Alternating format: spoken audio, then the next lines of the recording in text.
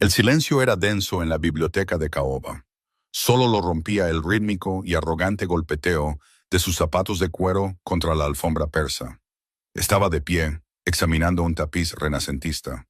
Sus anchos hombros prácticamente eclipsaban la tenue luz del estudio. La paciencia de Emerson finalmente se agotó. Como tasadora profesional de antigüedades, se negaba a ser rehén de un hombre cuyo traje Brioni a medida no podía ocultar el inconfundible aura de un depredador alfa. Dándole la espalda para documentar el inventario de la finca, dejó escapar un agudo y frustrado suspiro. «Sí, Zulu, un sprufuni arrogante», murmuró en voz baja en su siciliano natal. Al instante, el golpeteo cesó. La atmósfera se volvió pesada y letal. Una voz profunda y grave vibró justo detrás de su oreja. «Repite eso, pero mirándome a la cara». La casa del Upper East Side, en la calle 73 Este, olía a tabaco de pipa rancio, cera para pisos y secretos. Era una extensa reliquia de la Edad Dorada que había pertenecido al difunto Thomas Sterling, un multimillonario cuyo legítimo imperio inmobiliario se rumoreaba que estaba construido sobre una base de favores ilícitos y contrabando en los muelles en la década de 1980. A Emerson Moretti, archivista principal y especialista en antigüedades de Kensington and Hayes, le importaba poco la moral del difunto. Su único objetivo era el magnífico escritorio florentino del siglo XVII que se encontraba en el centro del estudio del difunto multimillonario. Emerson se ajustó los guantes de algodón blanco, sus ojos recorriendo la intrincada marquetería del escritorio. Tenía 28 años, poseía un intelecto agudo y un rígido sentido del orden que la mantenía con los pies en la tierra. Criada en las caóticas y soleadas calles de Palermo, antes de que su madre las mudara abruptamente a Brooklyn, cuando tenía 12 años, Emerson había aprendido desde muy joven que la estructura era el único antídoto contra lo impredecible. Estaba catalogando cuidadosamente un cajón oculto cuando las pesadas puertas de roble del estudio se abrieron de golpe sin llamar. Emerson no levantó la vista de inmediato. Les dije a los albaceas que necesitaba silencio absoluto hasta que se completara la evaluación preliminar. Por favor, esperen en el salón. Yo no espero en salones, señorita Moretti, respondió una voz. Era suave, oscura y tenía la leve cadencia rítmica de un acento de la costa este, pulido por la riqueza, pero con un trasfondo de algo inherentemente peligroso. Emerson finalmente se giró. En el umbral había dos hombres. Uno tenía la complexión de un boxeador de peso pesado. Sus ojos escaneaban la habitación con un desapego clínico. Pero fue el hombre del centro quien dejó la habitación sin oxígeno. Niccolo D'Amato. Emerson aún no sabía su nombre, pero reconoció al instante su estirpe. Poseía una quietud aterradora. Era alto, vestido con un traje a medida de color carbón que caía perfectamente sobre una complexión delgada y musculosa. Su rostro era un estudio de crueldad aristocrática, pómulos altos, una mandíbula afilada y ojos tan negros e impenetrables como la obsidiana. Llevaba un reloj Patek Philippe de época en su muñeca izquierda, y había una cicatriz tenue, casi imperceptible, que atravesaba la línea bien definida de su ceja derecha. Entró en la habitación, haciendo un gesto displicente con la mano a su compañero, quien inmediatamente retrocedió y cerró la puerta, dejándolos solos. «¿Quién es usted?», exigió Emerson, apretando con más fuerza su portapapeles. «Esta propiedad está sellada por orden del Tribunal de Sucesiones. Nadie tiene permitido entrar aquí. El Tribunal de Sucesiones y yo tenemos un entendimiento mutuo», dijo Niccolo, caminando lentamente hacia ella. Su mirada no se detuvo en las invaluables obras de arte de las paredes. Se fijó en el escritorio florentino y luego, lentamente, se desvió hacia Emerson. «Estás empacando el escritorio. No lo hagas». Emerson se erizó. Odiaba el sentimiento de tener derecho a todo, especialmente de los hombres que pensaban que las reglas del mundo se doblegaban ante sus cuentas bancarias. «Lo estoy evaluando. Está programado para una subasta en Sotheby's el próximo mes. Ahora le pediré una última vez que se vaya antes de que llame a las autoridades». Niccolo soltó una risa baja y sin humor. «Las autoridades trabajan para la ciudad. La ciudad trabaja para la gente que es dueña del concreto, y mi familia es dueña del concreto, señorita Moretti. Se detuvo a escasos centímetros del escritorio, su presencia imponiéndose sobre ella. Ese escritorio perteneció a mi abuelo. Thomas Sterling lo robó en 1993 para saldar una deuda que era completamente inventada. Estoy aquí para reclamar mi propiedad. No me importa si perteneció al Papa, replicó Emerson, su corazón comenzando a martillear contra sus costillas, aunque se negó a que su voz temblara. Actualmente es propiedad legal de la herencia Sterling. No puedes simplemente entrar aquí y llevárselo. Nicolo inclinó la cabeza, estudiándola con una mezcla de ligera diversión y frío cálculo. Creo que entiende muy mal la realidad de su situación. Me llevaré el escritorio. Puede hacerse a un lado, o mi socio de afuera puede apartarla con cuidado. Prefiero lo primero. Es menos engorroso y detesto arruinar cosas hermosas. Emerson sintió una oleada de ira caliente y primitiva. La estaba mirando no como a una profesional, sino como a un obstáculo, una molestia menor que podía espantar de un manotazo. La pura arrogancia que irradiaba de él desencadenó un reflejo defensivo profundamente enterrado. Era el mismo reflejo que usaba para sobrevivir en los barrios difíciles de su juventud. Una repentina llamarada de fuego siciliano que usualmente mantenía encerrada detrás de su educada fachada académica. Dándole la espalda para ocultar el portapapeles y sus manos temblorosas, dejó escapar un agudo y frustrado suspiro. «Sí, Zulu, un sprufuni arrogante», murmuró en voz baja en un siciliano rápido y gutural. «Eres solo un fanfarrón arrogante». El golpeteo de sus zapatos de cuero contra el suelo cesó al instante. El silencio en la habitación de repente se sintió pesado, cargado con un voltaje letal. Emerson se congeló. El aire detrás de ella pareció bajar 10 grados. Ahora olía su colonia, una embriagadora y costosa mezcla de madera de cedro, bergamota y un leve rastro metálico de algo que olía inquietantemente a pólvora. Una voz profunda y grave vibró justo detrás de su oreja. «Repite eso, pero mirándome a la cara». A Emerson se le cortó la respiración. Se giró, lentamente. Nicolo estaba tan cerca que tuvo que inclinar la cabeza hacia arriba para encontrar su mirada. La diversión había desaparecido de sus ojos negros, reemplazada por una oscura e intensa quemazón que hizo que su estómago se encogiera. «Me entendiste», exhaló, la comprensión la heló. «Mi familia es originaria de Castellamare del Golfo», dijo Nicolo suavemente, su voz un peligroso ronroneo. Se inclinó, su mirada descendiendo momentáneamente a sus labios antes de encontrar sus ojos de nuevo. «Y no me han llamado fanfarrón arrogante a la cara desde que tenía 18 años. Usualmente, la gente está demasiado ocupada suplicando por sus vidas». La mente de Emerson corría a toda velocidad. Castellamare del Golfo, el bastión histórico de la mafia siciliana. Las piezas del rompecabezas encajaron violentamente. No estaba tratando con un heredero con derechos o un despiadado ejecutivo de Wall Street. Estaba cara a cara con Nicolo D'Amato, el actual e indiscutible jefe del sindicato D'Amato, una familia que controlaba todo, desde los puertos de embarque en Nueva Jersey hasta una enorme franja de bienes raíces comerciales en Manhattan. «Me disculpo», dijo Emerson, forzando su voz a permanecer firme, aunque sus nudillos estaban blancos alrededor de su portapapeles. «Fue poco profesional. Sin embargo, mi postura sobre el escritorio no ha cambiado».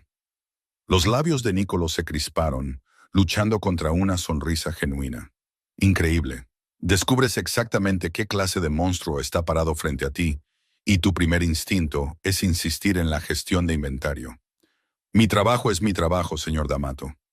Nicolo la corrigió, dando un lento paso hacia atrás, dándole espacio para respirar. «Y tu trabajo está a punto de cambiar». Hizo un gesto hacia el escritorio florentino. «En realidad no me importa la madera, la marquetería o el hecho de que fue hecho en 1640. Me importa lo que hay dentro del doble fondo del cajón central, un libro de contabilidad». Emerson frunció el ceño, sus instintos de tasadora superando brevemente su miedo. He medido las dimensiones interiores contra el desplazamiento exterior. No hay doble fondo. Sí lo hay, dijo Nicolo con absoluta certeza.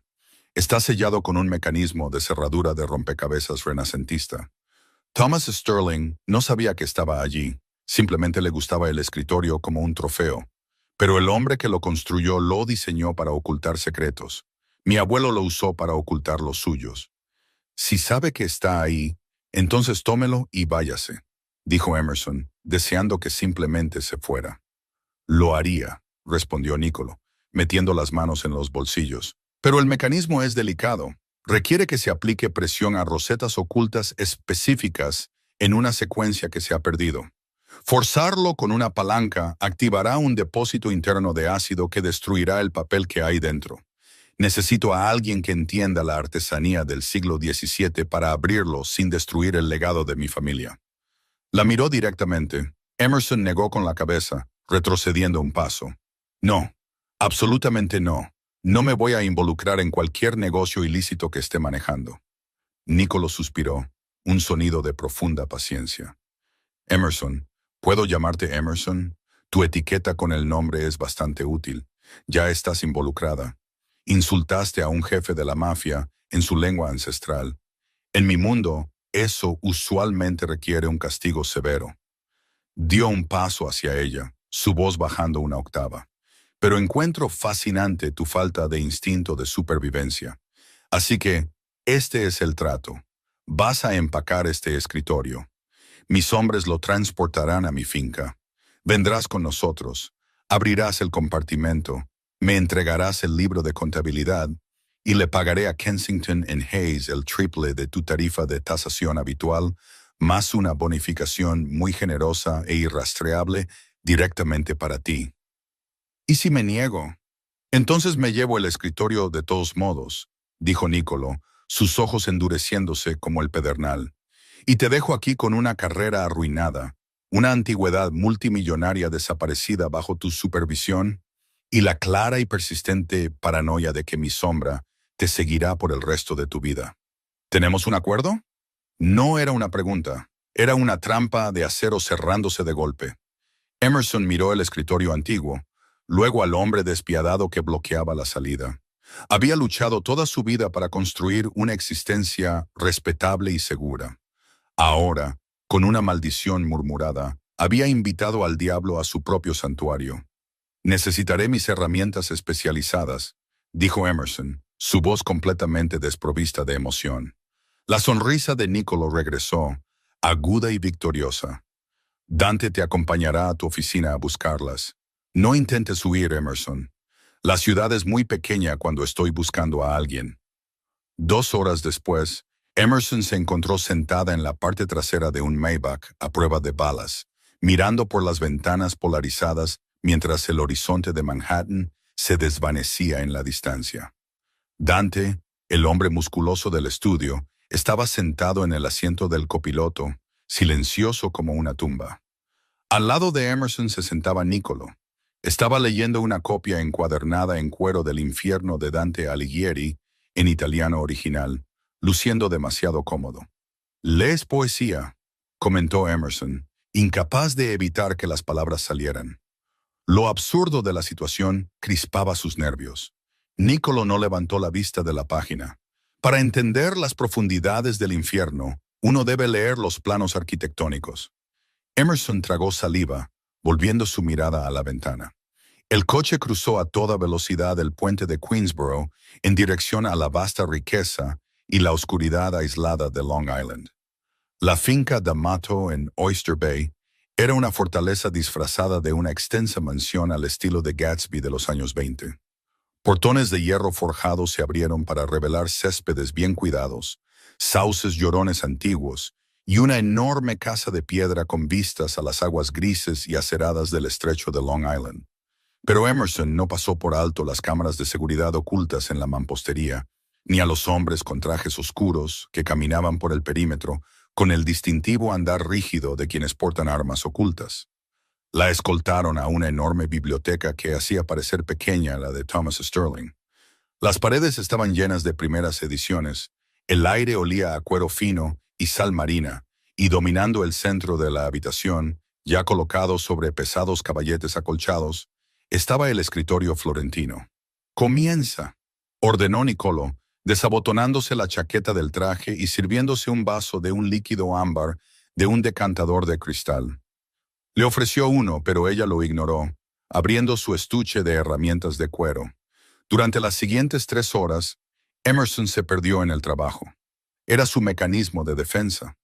Bajo la intensa e inquebrantable mirada del jefe de la mafia, usó lupas de aumento, delicadas sondas de plata y su vasto conocimiento de la ebanistería renacentista para trazar las costuras ocultas del escritorio. «Tienes un pulso muy firme», observó Niccolò desde un sillón de cuero. Se había quitado la chaqueta y la corbata, su camisa blanca de vestir desabotonada en el cuello, revelando el leve borde de un tatuaje oscuro en su clavícula. «La mayoría de la gente tiembla cuando estoy en la habitación». «Me estoy concentrando en la veta de la madera de olivo», replicó Emerson secamente, sin levantar la vista. «La encuentro mucho más interesante que a ti».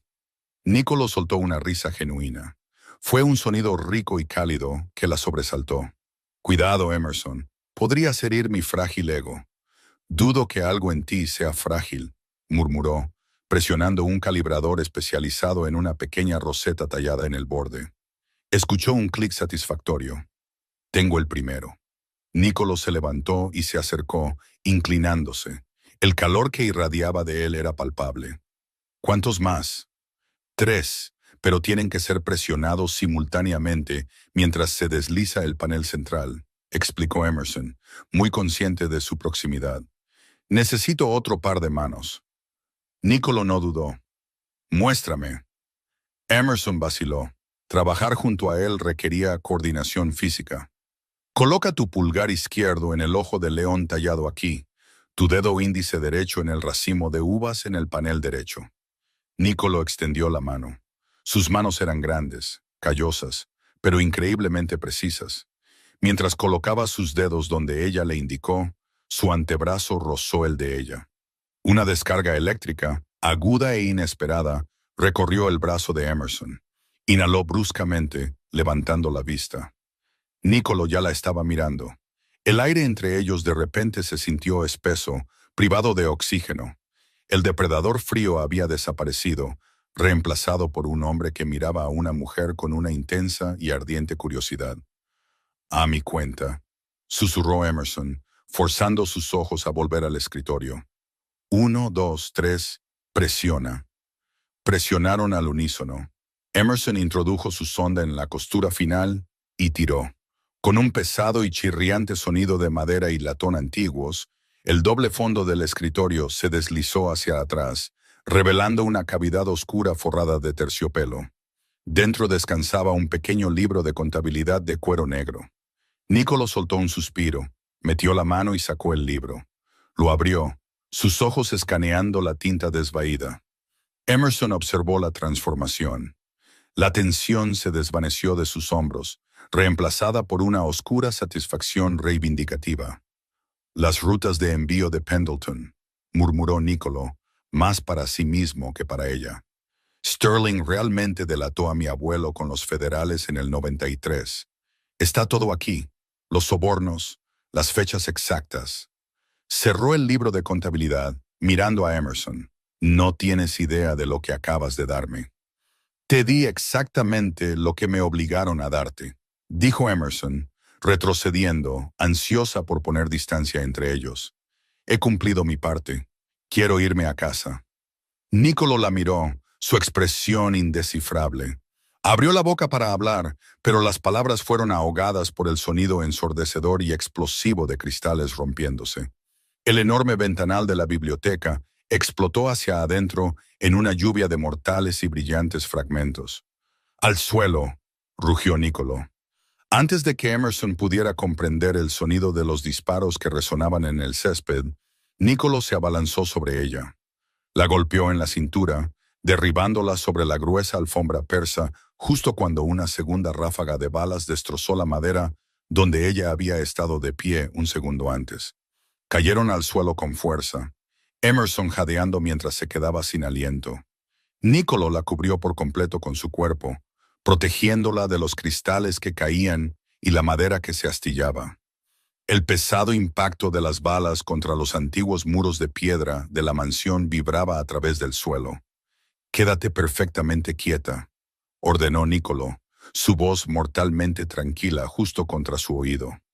Sacó una pesada Sig Sauer negra, mate de una funda en la parte baja de su espalda, con un movimiento fluido y aterradoramente practicado. «¿Qué está pasando?», logró decir Emerson, el terror finalmente abriéndose paso a través de su fachada serena. «Un desacuerdo sobre el territorio», dijo Nicolo entre dientes, sus ojos fijos en la ventana destrozada, su cuerpo un escudo rígido sobre el de ella. Parece que Luca Moretti y los calabreses decidieron romper la tregua. Emerson yacía atrapada debajo de él. El olor a pólvora y su colonia de cedro abrumaba sus sentidos. Su corazón martilleaba salvajemente contra su pecho, sus respiraciones sincronizadas en el aterrador caos. Había querido evitar su mundo, pero mientras los gritos estallaban en el pasillo y el agarre de Nicolo se apretaba protectoramente alrededor de su cintura, Emerson se dio cuenta con una certeza absoluta y horrible de que ya estaba completamente sumergida. La guerra que comenzó en la destrozada biblioteca de Oyster Bay puso a prueba todos los límites entre Emerson y Nicolo.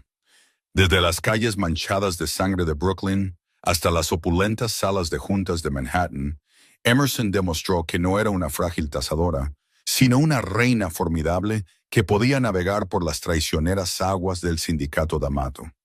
Nicolo, el rey despiadado, aprendió que el verdadero poder no residía en el miedo, sino en la lealtad inquebrantable de una mujer que igualaba su fuego.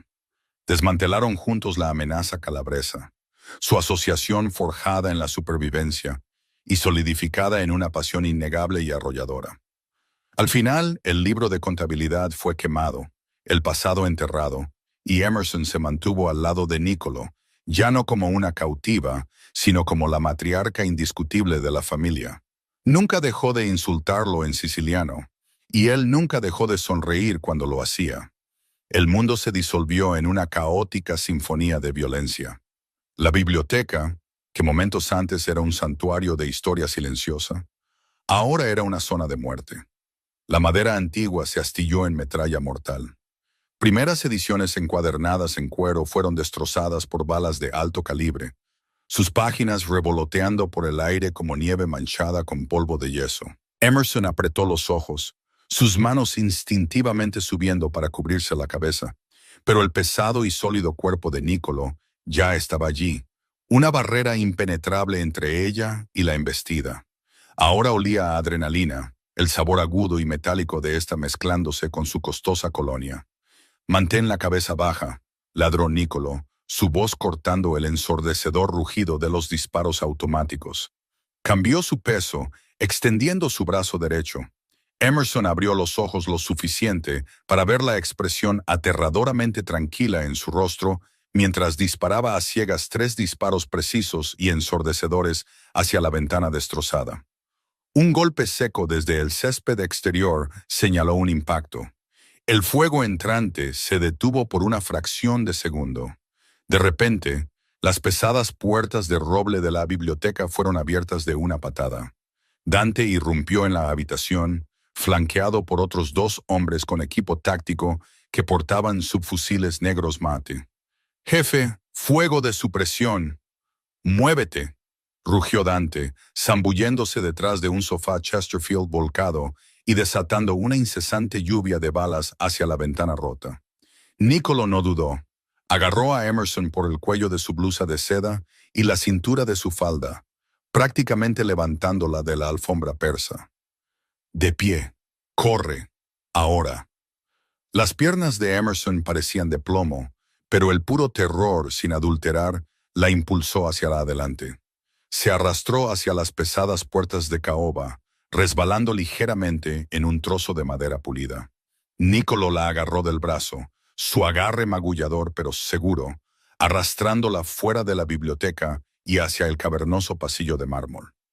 Las alarmas sonaban en toda la finca de Oyster Bay, un chillido agudo y rítmico que le puso los pelos de punta a Emerson.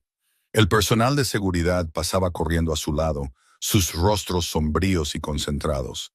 El libro de contabilidad, jadeó Emerson, dándose cuenta de repente de que sus manos estaban vacías. «Dejaste el...» «Lo tengo», interrumpió Nicolo suavemente, golpeando el bolsillo del pecho de su arruinada chaqueta Brioni.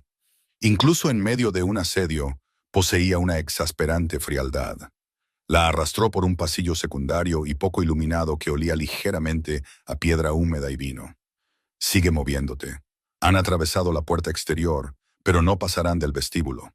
«¿Quiénes son?», exigió Emerson, luchando por seguir sus largos y rápidos pasos.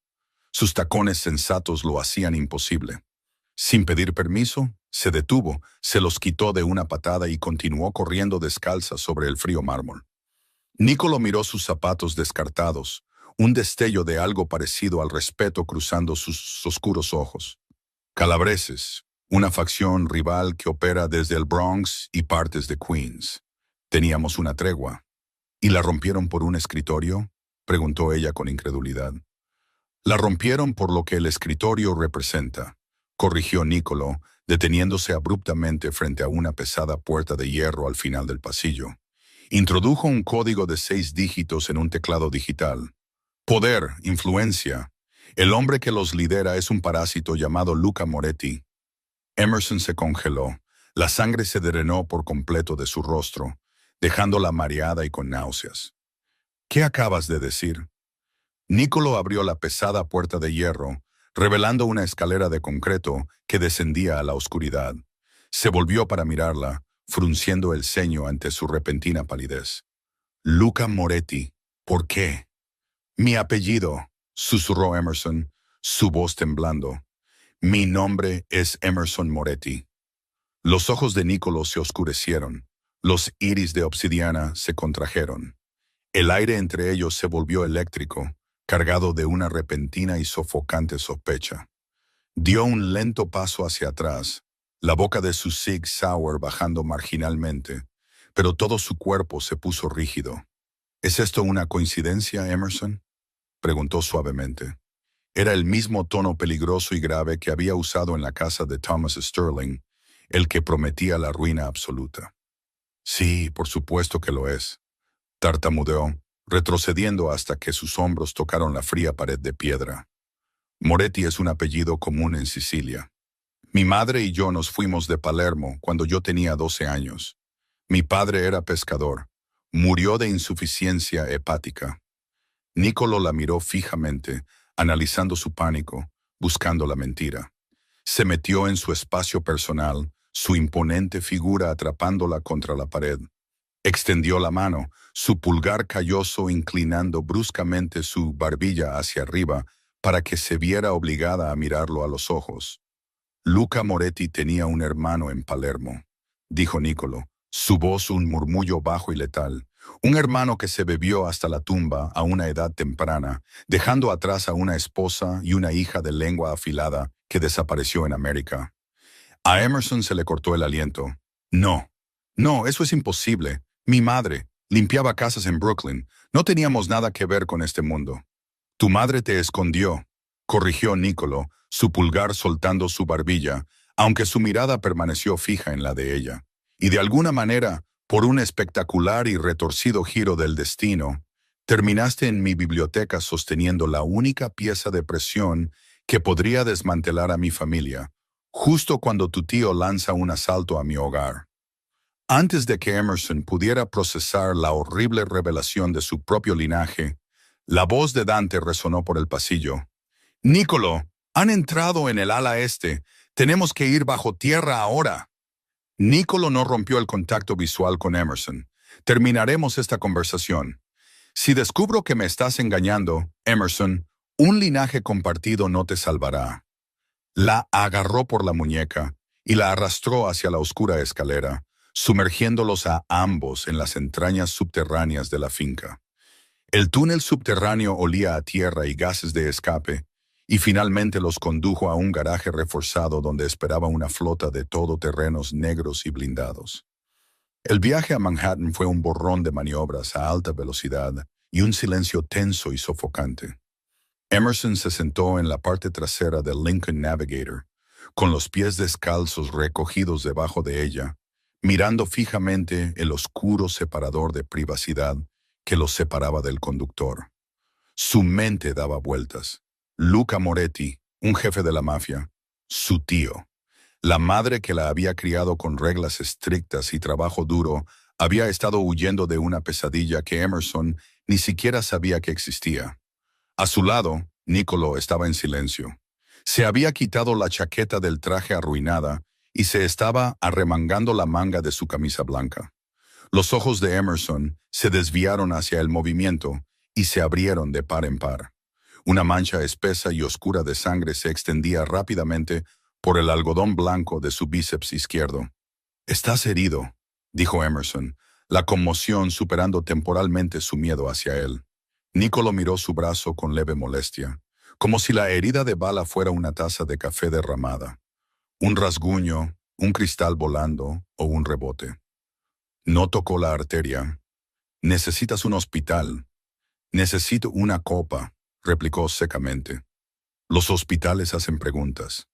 Las preguntas llevan a informes policiales, que llevan a que mis enemigos sepan exactamente dónde estoy». El todoterreno entró en un estacionamiento subterráneo debajo de un elegante y moderno rascacielos en Tribeca.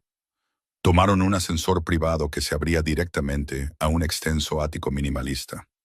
Los ventanales del suelo al techo ofrecían una vista panorámica y brillante del río Hudson y el horizonte de la ciudad. Era hermoso, estéril y completamente irrastreable. Una propiedad fantasma, propiedad de una de las innumerables empresas fantasma de la familia D'Amato, Aegis Holdings. «Siéntate», ordenó Niccolo, señalando un extenso sofá modular de cuero blanco. Emerson permaneció de pie, con los brazos cruzados a la defensiva. «Quiero llamar a mi madre». «El teléfono de tu madre probablemente ya esté intervenido», dijo Niccolo, caminando hacia un elegante bar y sirviendo 2 dedos de Macallan de 25 años. Se lo bebió de un trago, haciendo una mueca de dolor cuando su brazo herido se movió. «Si Lucas sabe que estuviste en la casa, sabe quién eres, sabe que estás conmigo». «¿Por qué le importaría?», gritó Emerson, la frustración finalmente rompiendo su compostura. «No lo conozco. Él no me conoce». Niccolo se acercó a ella, su imponente presencia haciendo que el enorme ático se sintiera claustrofóbico de inmediato. «Porque Emerson, en nuestro mundo, la sangre es moneda de cambio. Si te tiene a ti, tiene una ventaja sobre mí, considerando que actualmente eres la única persona fuera de mi círculo íntimo que sabe lo que hay en este libro de contabilidad». Se golpeó el bolsillo. «O peor, cree que ya estás trabajando para él. Y cuando descubra que no es así, te convertirás en un riesgo para su operación». Emerson se hundió en el borde del sofá de cuero, hundiendo la cara entre las manos. La vida prístina y estructurada que había construido con esmero, sus títulos, su puesto en Kensington and Hayes, su tranquilo apartamento en Park Slope, todo se había ido, reducido a cenizas en el lapso de una tarde. Escuchó el sonido de agua corriendo, seguido de un profundo suspiro. Levantó la vista. Niccolo se había quitado la camisa por completo y estaba de pie junto a la isla de la cocina, con un botiquín de primeros auxilios abierto frente a él. Su torso era un paisaje de músculo magro y duro, marcado por varias cicatrices antiguas y desvaídas que hablaban de una historia violenta. La herida en su bíceps era irregular y sangraba lentamente. Luchaba por limpiarla con una sola mano con un trozo de gasa. Emerson lo observó por un momento. Él era el diablo. Él era la razón por la que ella estaba en este lío. Pero mientras él siseaba de dolor, sin poder alcanzar la parte posterior de la laceración, su innata y molesta necesidad de arreglar las cosas se apoderó de ella. Se levantó, caminando silenciosamente hacia la cocina. «Para. Solo estás metiendo la suciedad en la herida». Niccolo se congeló, mirándola por encima del hombro. «Lo tengo controlado». «No, no lo tienes», dijo Emerson, su tono profesional y autoritario regresando. Se acercó a él, lavándose las manos a fondo en el fregadero antes de quitarle la gasa empapada en yodo de la mano. Siéntate en el taburete. Por un segundo, pensó que podría negarse. Apretó la mandíbula, sus ojos oscuros estudiando su rostro en busca de cualquier señal de engaño. Luego, lentamente, se sentó en el taburete de bar cromado, colocándose a la altura de los ojos con su pecho. Emerson se colocó entre sus rodillas separadas para tener un mejor ángulo de su brazo. La proximidad era abrumadora. El calor que irradiaba de su piel desnuda, el olor a pólvora y rico almizcle, el latido constante y pesado de su corazón, forzó a sus manos a permanecer perfectamente firmes mientras limpiaba la fea herida. «Ya no estás temblando», señaló Nicolo, su voz un murmullo grave que vibró a través de ella. Estaba observando su rostro atentamente, ignorando por completo el escozor del yodo. «Prefiero lidiar con problemas que realmente puedo ver y arreglar», respondió Emerson, limpiando la herida con toques suaves. Madera astillada, lienzos rotos, jefes de la mafia sangrando. Una lenta y maliciosa sonrisa se extendió por el rostro de Nicolo. Era la misma sonrisa depredadora que le había dedicado en la biblioteca justo antes de acorralarla. «Tienes una lengua muy afilada, Emerson Moretti. Te va a meter en problemas». «Ya lo ha hecho», murmuró, aplicando una gruesa almohadilla de gasa y asegurándola con precisión quirúrgica. Dio un paso atrás, rompiendo inmediatamente la conexión física. «Está limpio. Necesita puntos, pero esto aguantará hasta que puedas conseguir uno de tus médicos clandestinos». Nicolo se levantó, de repente elevándose sobre ella de nuevo. La diversión juguetona se desvaneció, reemplazada por la frialdad calculadora de un consigliere en tiempos de guerra. «Gracias. Ahora, es hora de que me digas exactamente todo lo que tu madre te contó sobre tu padre. Porque en este momento, lo único que te mantiene respirando en esta habitación es mi creencia de que eres una espectadora inocente». Emerson tragó saliva, mirando hacia unos ojos que no albergaban piedad alguna. El lujoso ático se sentía menos como un santuario y más como una hermosa jaula dorada. «Mi padre», comenzó Emerson, su voz apenas un susurro en la vasta y silenciosa habitación, «era un fantasma, y parece que me dejó para heredar sus demonios». El silencio en el ático de Tribeca era absoluto. Solo lo rompía el zumbido distante y apagado del tráfico de Manhattan muy abajo. Emerson estaba sentada rígidamente en el sofá de cuero blanco, con las manos tan apretadas que sus nudillos eran translúcidos. La adrenalina del tiroteo en Oyster Bay finalmente estaba remitiendo, dejando atrás un pavor frío y hueco. Nicolo estaba de pie junto a los ventanales, las luces de la ciudad pintando su espalda. El vendaje en su brazo era un marcado contraste blanco con su piel olivácea. No había hablado desde que ella mencionó a su padre. Estaba procesando la información con la escalofriante y calculadora velocidad de un hombre que sobrevivía estando siempre 3 pasos por delante. «Se llamaba Salvatore», dijo Emerson, su voz finalmente rompiendo la quietud. Sonaba pequeña en la cavernosa habitación. «Salvatore Moretti. Era un pescador en Palermo. Bebía demasiado. Murió de insuficiencia hepática en un hospital en Bensonhurst cuando yo tenía 14 años. Mi madre, Rosa, lo enterró en una parcela barata en Queens. Esa es la suma total del hombre que me crió». Nicolo se giró lentamente. Recogió su vaso de cristal Baccarat de la isla de la cocina, tomando un sorbo deliberado del Macallan antes de caminar hacia ella. No se sentó. Se paró sobre ella, sus ojos oscuros completamente desprovistos de la calidez que había visto brevemente mientras le curaba el brazo. «Salvatore, el fantasma Moretti», dijo Nicolo en voz baja. El nombre sonaba como una sentencia de muerte en su lengua. «No murió de insuficiencia hepática, Emerson, y ciertamente no era un pescador». Emerson levantó la vista, su corazón dio un doloroso golpe. «Vi sus registros médicos». «¿Viste lo que tu madre quería que vieras?», corrigió Nicolo, su voz completamente desprovista de piedad. «Tu padre era el subjefe del sindicato Moretti. Él era el silencioso, el estratega. Su hermano, tu tío Luca, era el músculo. En 2010, la comisión, el órgano de gobierno de las 5 familias, ordenó una reestructuración de los territorios de Brooklyn. Salvatore se opuso. Luca no. Nicolo dejó su vaso sobre la mesa de café de cristal con un tintineo agudo.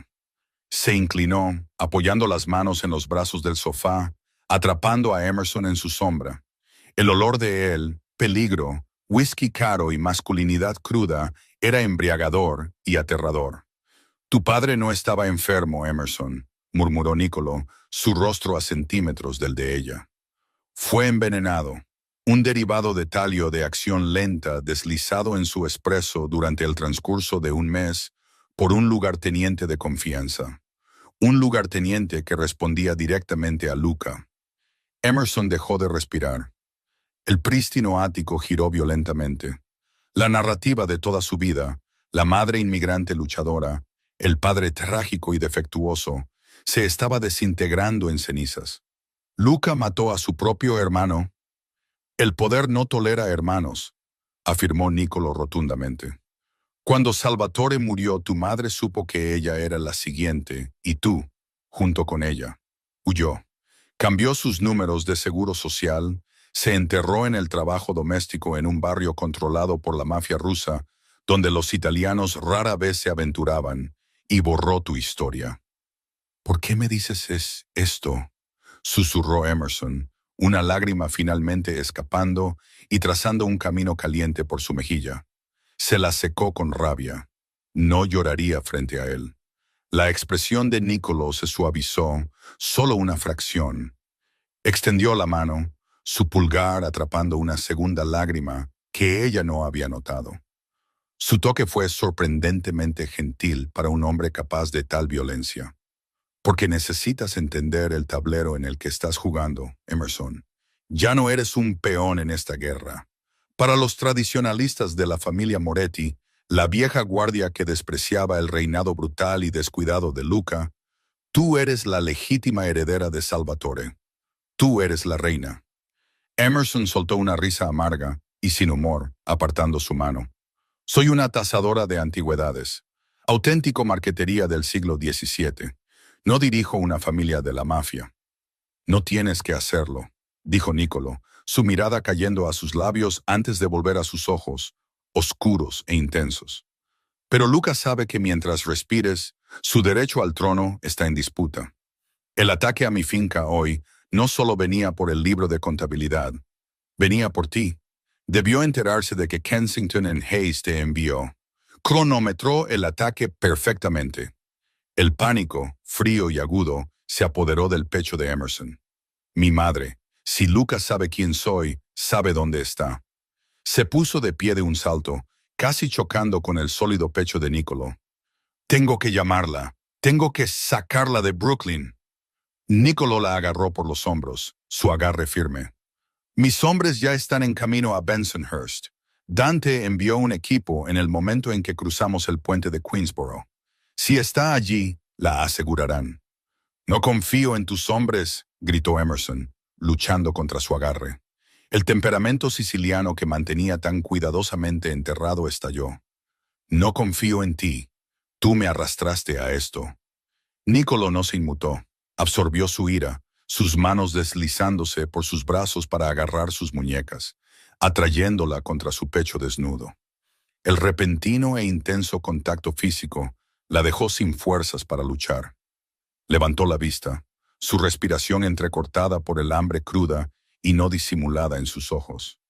Te arrastré a la biblioteca, Emerson, dijo Nicolo, su voz bajando a un susurro grave que le envió escalofríos por la espalda. El destino te arrastró a mi vida, y en este momento soy lo único que se interpone entre tú y un hombre que asesinó a su propio hermano. Confiarás en mí porque no tienes absolutamente ninguna otra opción. Por un largo momento, permanecieron juntos en el centro de la habitación. Emerson podía sentir el pesado y errático latido de su corazón contra sus palmas. Lo odiaba por tener razón. Odiaba el mundo oscuro y peligroso que él representaba. Pero sobre todo, odiaba que cuando él la miraba como si fuera lo único que importaba, ella no quería que la soltara. El amanecer rompió sobre Manhattan en un lavado de luz gris pálida, iluminando la perfección estéril del ático de Tribeca. Emerson no había dormido. Había pasado la noche acurrucada en un sillón, envuelta en una manta de cachemira de loro piana que Niccolo le había arrojado, observando al jefe de la mafia trabajar. Niccolo había transformado el comedor en una sala de guerra. Se había duchado, vestido con un par de pantalones oscuros nuevos y una camisa Henley negra que se tensaba sobre sus anchos hombros, ignorando por completo los puntos frescos en su brazo. Pasó horas en teléfonos desechables, hablando en un italiano rápido y susurrado, movilizando un pequeño ejército por los 5 distritos. A las 7 de la mañana, el ascensor privado sonó. Dante salió, llevando 2 pesadas bolsas de lona y una caja de cartón plana que olía celestialmente a ajo asado y espresso fresco. «¿Estado?», exigió Niccolo, sin levantar la vista del libro de contabilidad florentino que había extendido sobre la mesa del comedor bajo una lámpara de alta intensidad. Dante dejó la comida, su rostro una máscara de sombrío profesionalismo. «La limpieza de Oyster Bay está controlada.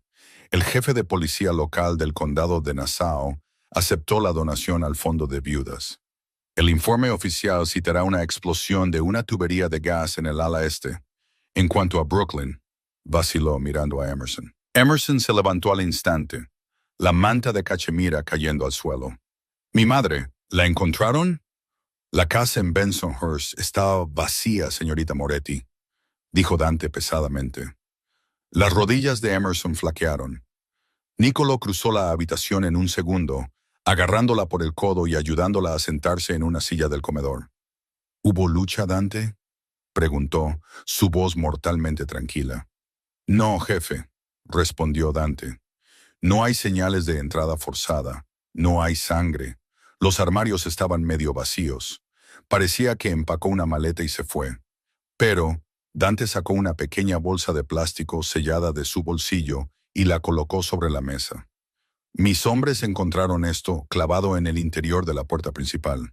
Estaba destinado a ser visto por quienquiera que viniera a buscar». Emerson se inclinó hacia adelante. Dentro de la bolsa había una simple fotografía Polaroid descolorida de una Emerson más joven y su madre de pie frente a la Catedral de Palermo. Escrito en la parte inferior con tinta negra afilada, había una secuencia de números. 40.7128 grados norte, 74.0060 grados oeste. La Volpe. Niccolo frunció el ceño, estudiando las coordenadas. El Bajo Manhattan. Pero la Volpe, el zorro. Emerson miró la escritura. La elegante caligrafía de su madre, un recuerdo largamente enterrado bajo años de normalidad de Brooklyn, de repente brilló en su mente. «No es solo una ubicación», dijo Emerson, su voz llena de una repentina y penetrante claridad. Extendió la mano trazando el plástico sobre la palabra. «Cuando era una niña en Sicilia, mi padre solía tener hombres que venían a casa tarde en la noche. Mi madre me encerraba en mi habitación, pero para mantenerme callada, me enseñaba juegos, rompecabezas, cifrados». Los ojos de Niccolo se entrecerraron, cambiando su mirada de la foto a Emerson. «¿Qué tipo de cifrados?» «Antiguos, sustituciones monoalfabéticas basadas en dialectos familiares», dijo Emerson, levantándose y acercando el libro de contabilidad florentino. Miró las columnas de números y fechas que Thomas Sterling había registrado. «Mi madre no solo limpiaba casas, Niccolo. Si mi padre era el estratega, mi madre era su archivista. Ella manejaba los libros. Ella conocía los códigos».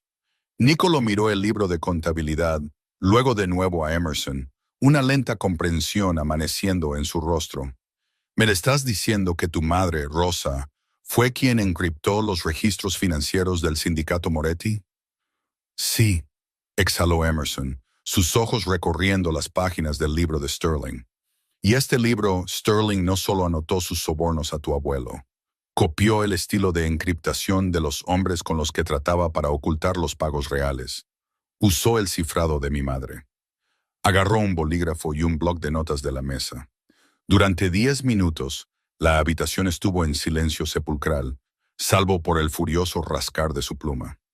Niccolo y Dante observaron en silencio atónito cómo la tranquila tasadora de antigüedades desmantelaba sistemáticamente un código financiero de 20 años que había desconcertado a los contadores forenses. Aquí, dijo Emerson finalmente, golpeando el papel. Sterling no solo le pagaba a tu abuelo para que mirara hacia otro lado en los muelles. Luca Moretti estaba desfalcando los envíos antes de que llegaran al territorio d'Amato. Luca estaba robando a la familia Greco, a los Genovese, a todos. Y Sterling tenía la prueba. Si este libro se hace público ante la comisión, Luca no solo perderá una guerra contigo, Nicolo. Las otras familias lo desollarán vivo. Nicolo miró los números decodificados, una oscura sonrisa depredadora extendiéndose lentamente por su rostro. Era la sonrisa de un hombre al que acababan de entregar la espada para ejecutar a su enemigo. ¡Jaque mate! Miró a Emerson, su admiración completamente sin filtrar. «Eres magnífica», murmuró, acercándose lo suficiente como para que ella pudiera sentir el calor que irradiaba de él. «Acabas de entregarme la ciudad». Emerson no retrocedió esta vez. Sostuvo su mirada, con la barbilla levantada desafiante. «No lo hice por ti. Lo hice porque la Volpe significa que mi madre no está huyendo de Luca. Lo está cazando, y dejó esas coordenadas para decirnos a dónde va». Antes de que Nicolo pudiera responder, el avanzado sistema de seguridad del ático emitió un agudo chillido. Las pesadas puertas de acero del ascensor privado activaron sus cerraduras magnéticas con un fuerte chasquido. Dante desenfundó su arma al instante, colocándose frente a las puertas del ascensor. «Brecha de proximidad en el garaje subterráneo», informó Dante, revisando una tableta en la pared. 3 todoterrenos negros acaban de eludir la puerta de seguridad de Aegis Holdings, fuertemente armados. Burlaron el bucle de las cámaras. La expresión de Nicolo se endureció como el granito. Sacó su propia arma, colocándose suavemente frente a Emerson, protegiéndola con su cuerpo. Miró a Dante. «Nadie sabe de esta propiedad excepto mi círculo íntimo», dijo Nicolo en voz baja, la traición pesando en la habitación. «Tenemos un soplón, Dante, y los soplones acaban de traer a los lobos a nuestra puerta». Las pesadas puertas de acero reforzado del ascensor privado se estremecieron bajo el impacto de una carga de demolición localizada. La onda expansiva de la explosión reventó los ventanales más cercanos, enviando una cascada de vidrio templado destrozado por el costado del rascacielos de Tribeca. El aire frío de la mañana entró violentamente en el ático, esparciendo el libro de contabilidad descifrado de Thomas Sterling por la mesa de comedor de caoba. Nicolo no parpadeó. Tiró de Emerson detrás del sólido monolito de mármol de la isla de la cocina, su cuerpo presionándola firmemente contra la piedra fría. Comprobó el cargador de su Sig Sauer con un clic metálico agudo, su respiración perfectamente controlada. Dante tomó una posición defensiva detrás de un grueso pilar estructural de hormigón, apuntando un Heckler & Koch MP5 hacia el hueco del ascensor en ruinas. «Usaron una carga de C4 moldeada», gritó Dante por encima del aullido del viento. «Solo alguien con acceso a los planos arquitectónicos de Aegis Holdings sabría exactamente dónde colocarla sin hacer caer la cabina del ascensor al foso». «¿Silvio?», dijo Nicolo, su voz un gruñido vibrante y letal. Emerson lo miró, su corazón martilleando contra sus costillas como un pájaro atrapado. «¿Quién es Silvio?» «Mi consigliere, mi mano derecha», respondió Nicolo, sus ojos oscuros fijos en el humo que se asentaba. La traición no se registró como sorpresa en su rostro, se registró como pura ira aterradora. «Él negoció la tregua original con tu tío, Luca. Parece que decidió que una adquisición hostil era más rentable que la paz». A través de la neblina de polvo o de yeso, 3 figuras entraron en el vestíbulo destruido. 2 eran matones corpulentos que portaban escopetas tácticas. El tercer hombre, vestido impecablemente con un traje Brioni a medida muy parecido al de Nicolo, dio un paso adelante, sacudiéndose casualmente los escombros de la solapa. «¡Nicolo!», gritó Silvio, su voz resonando en el vasto espacio en ruinas. «No hagas esto más complicado. Los amortiguadores acústicos del edificio solo amortiguarán los disparos por un tiempo antes de que la policía de Nueva York se ponga curiosa. Sal». El agarre de Nicolo en el brazo de Emerson se apretó brevemente, un ancla silenciosa y tranquilizadora antes de que se levantara, manteniendo la isla de la cocina entre él y los asesinos. Mantuvo su arma apuntada directamente al pecho de Silvio. «Silvio», dijo Nicolo, su tono engañosamente conversacional, «siempre supe que tu ambición superaba tu lealtad, pero no pensé que fueras tan estúpido como para aliarte con Luca Moretti. Es un carnicero. Te destripará en cuanto tenga los puertos d'Amato». Silvio se rió entre dientes, un sonido seco y sin humor. «Luca es un instrumento contundente, sí, pero me ofreció una división de 60-40 en las rutas de envío de Nueva Jersey. Tú me mantenías en 20. Es estrictamente económico, viejo amigo. Entrega a la chica y el libro de contabilidad. Puedes irte, retirarte a la villa en la Toscana». A Emerson se le cortó el aliento. Miró a Nicolo, aterrorizada de que pudiera considerar la oferta. Pero el jefe de la mafia ni siquiera la miró. «La chica está bajo mi protección», afirmó Nicolo, la gravedad en su voz endureciéndose hasta convertirse en acero absoluto. «Y el libro de contabilidad acaba de demostrar que tu nuevo socio comercial ha estado robando millones a las familias Genovese y Greco durante 2 décadas. Cuando le entregue este libro a la comisión esta noche, Lucas será un hombre muerto. Y tú, Silvio, serás el hombre que respaldó a un traidor». La sonrisa arrogante de Silvio vaciló por una fracción de segundo. «Estás mintiendo. El libro de contabilidad está encriptado».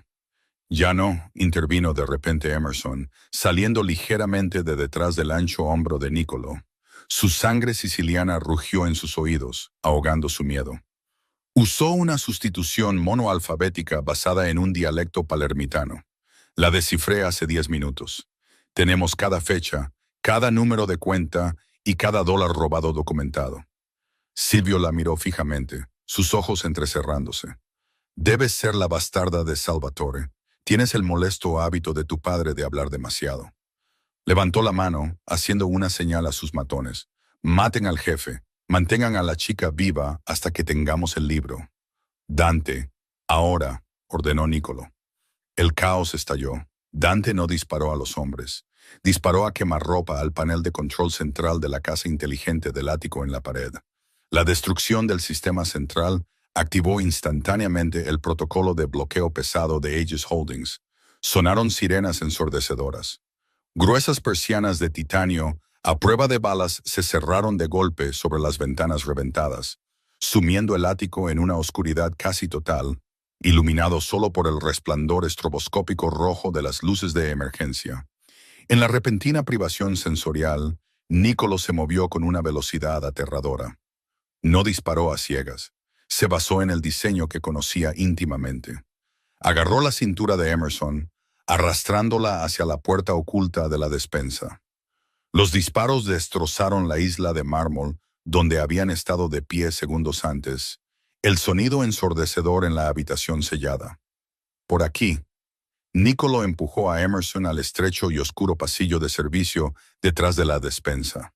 Dante estaba justo detrás de ellos, devolviendo fuego de supresión para mantener a los hombres de Silvio inmovilizados en el vestíbulo. «¿Las escaleras?», jadeó Emerson, sus pies descalzos cortándose con pequeños fragmentos de vidrio. «Comprometidas», dijo Nicolo, golpeando un panel oculto en la pared. Un pesado conducto de basura industrial, lo suficientemente ancho para una persona, se abrió. «Tomamos la ruta express. Salta». Emerson miró el oscuro abismo. «Debes estar loco». Nicolo no discutió. La rodeó con sus fuertes brazos atrayéndola contra su pecho y se inclinó hacia atrás. Cayeron en la oscuridad. Emerson gritó, el sonido tragado por el aire que se precipitaba. El conducto era resbaladizo, inclinado lo suficiente para frenar su descenso, pero todavía se movían a una velocidad aterradora. Nicolo la sujetó con fuerza, actuando como un escudo humano contra las paredes de metal. Después de una caída vertiginosa y aterradora, golpearon un contenedor de lavandería industrial fuertemente acolchado en el subsótano, con un golpe que hizo temblar los huesos. Dante aterrizó un segundo después, saliendo del contenedor con una elegante voltereta. «¡Muévete!», gruñó Nicolo, saliendo y tirando de Emerson con él. Su brazo izquierdo sangraba profusamente de nuevo, el vendaje blanco empapado de carmesí. «Silvio se dará cuenta de que tomamos el conducto en 30 segundos. Necesitamos un vehículo». Corrieron a través del húmedo y cavernoso subsótano, saliendo a un callejón que olía a basura podrida y lluvia. Dante puenteó una furgoneta de reparto que estaba al ralentí cerca de un muelle de carga.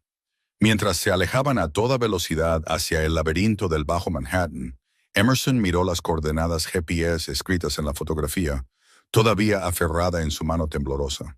«Foley Square», exhaló Emerson, mirando a Nicolo. «Las coordenadas apuntan a Foley Square, el distrito de los tribunales». Nicolo se reclinó contra el interior traqueteante de la furgoneta, su pecho agitado, un rey oscuro y manchado de sangre en el exilio. «Tu madre no solo se está escondiendo, Emerson. Está convocando un tribunal».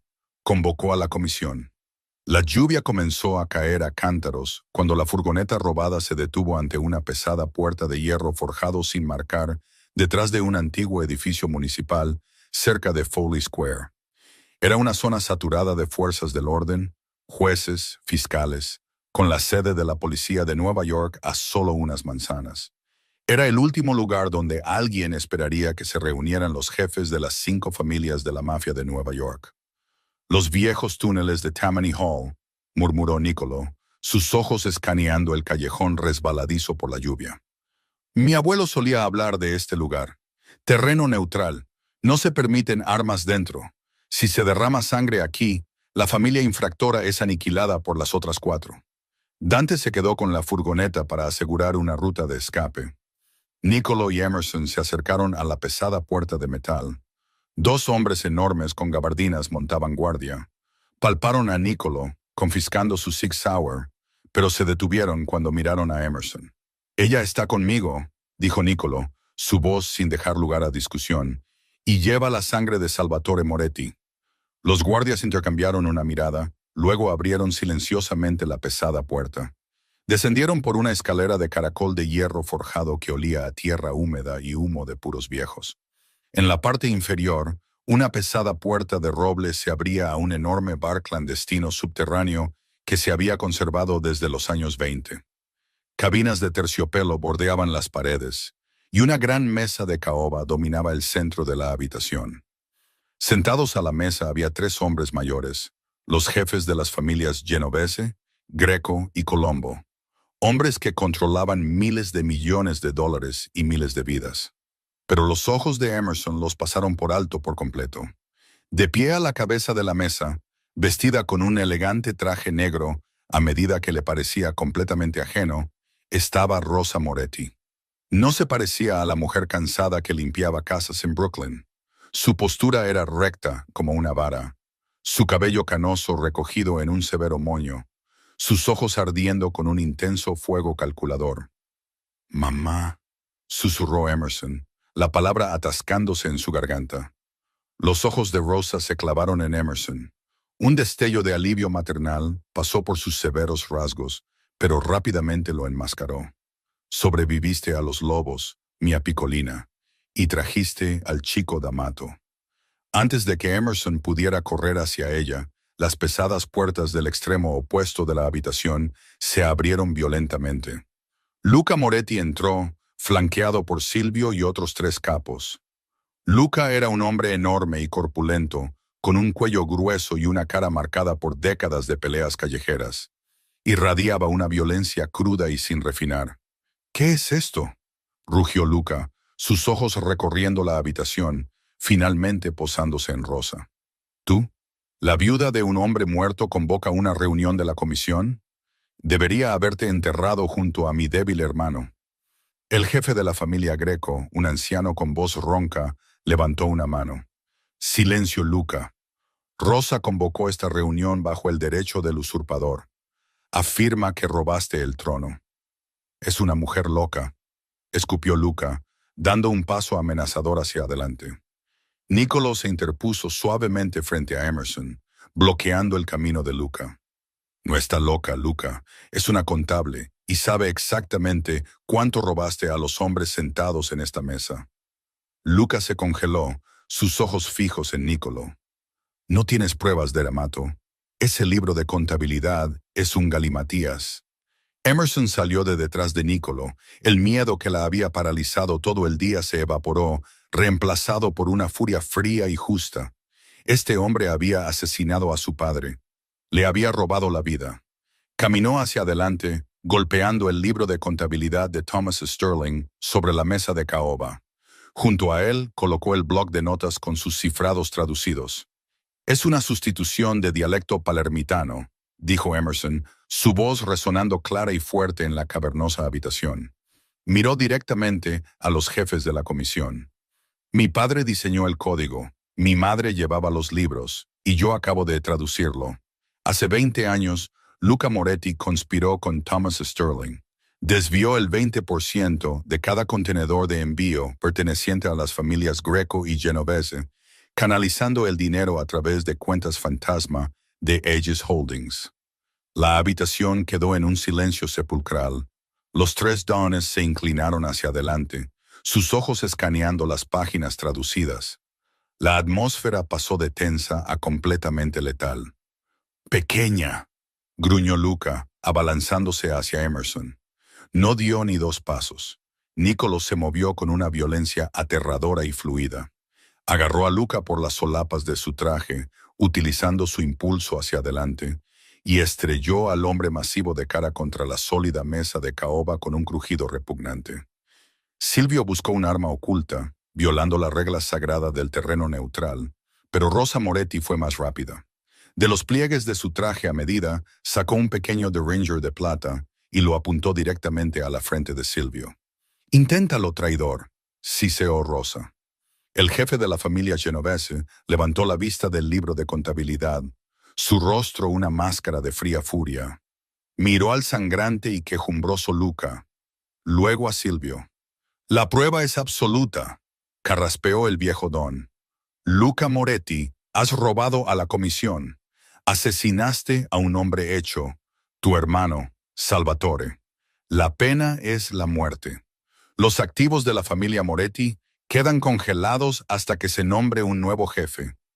Miró a Emerson, luego a Nicolo. Parece que la familia D'Amato ha formado una nueva y poderosa alianza. Nicolo se paró sobre el cuerpo roto de Luca Moretti. Miró a los leones, luego volvió su mirada por completo a Emerson. Sus ojos oscuros ardían con una aterradora mezcla de orgullo, posesividad y deseo sin filtrar. «No hay alianza», dijo Nicolo suavemente, su voz resonando en la silenciosa habitación. Extendió la mano, tomándola de Emerson, entrelazando sus dedos con los de ella. «Solo hay una unificación. Emerson Moretti es la legítima heredera del trono de su padre, y es mía».